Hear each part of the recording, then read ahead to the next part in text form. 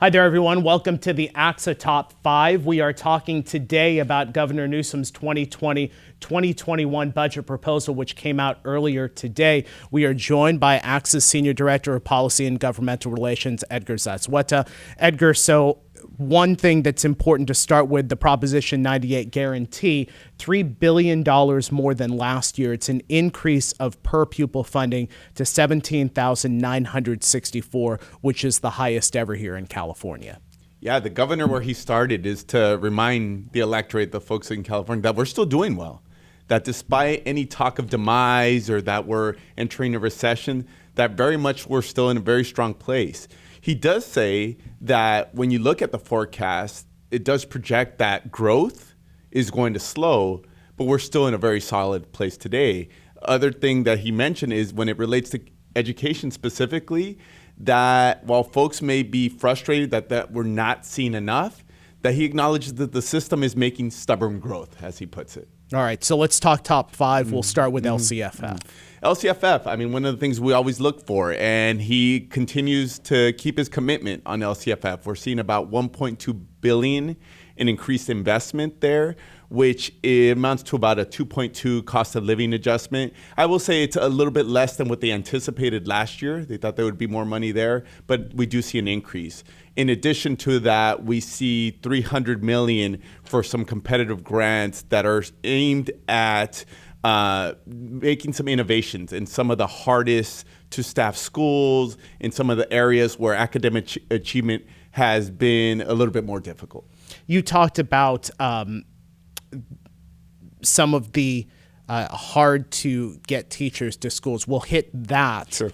In just a moment, but let's talk special education, because the governor called special education here in California a crisis, called it a shame. What are his proposals for special ed? Yeah, if I had to guess, I'm gonna anticipate that this is gonna be the area where we're gonna have the most discussion about here in the next 6 months, or maybe even further than that. On the positive side is the governor is investing more dollars to special education, about $645 million that's going to go out to SELPAs or to districts, to schools, to help fund the need that we always talk about. One dramatic thing that they're doing, I'm going to call it dramatic because it remains to be seen, but they're changing the formula. They're actually going to adjust how we get those dollars out to schools, and they're talking about a 3-year average in terms of how those dollars will be distributed.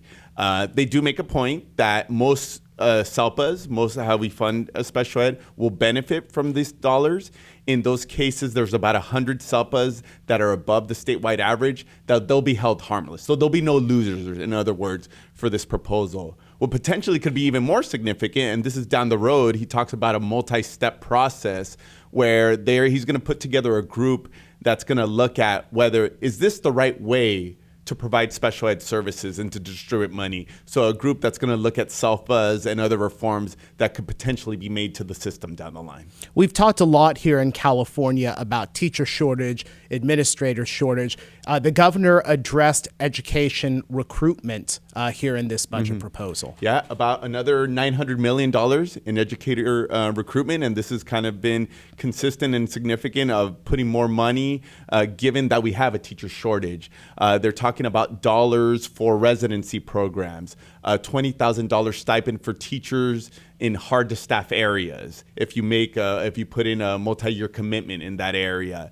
And another block of dollars for professional development in special ed, English learners, trying to get folks in the system, giving them the skills and the supports so they stay in the system. And as we close out our top five, a couple of other notes from the governor's proposal. Yeah, I think one significant piece that we were looking out for is there's no new dollars to pay down any of our pension liabilities, but they did remind us that they gave themselves a little bit of a pat on the back about, hey, we did something here last year, which we'll acknowledge, and it's still having impact on the system, but there's no new dollars for school districts or county offices to further pay that down. So I think that's significant. And one other piece that's outside of the education budget, but I think something that our members will want to take note of, is they're proposing a new tax on vaping, a problem that we've been hearing from around the state about just the prevalence of vaping in a lot of our communities. So they're going to propose a new tax that will make vaping the tax equivalent to what we see with cigarettes. All right, Edgar, thanks so much. That's been our ACSA Top 5 on the governor's 2020-2021 budget proposal. Be on the lookout today for our full budget analysis that'll be available at ACSA.org.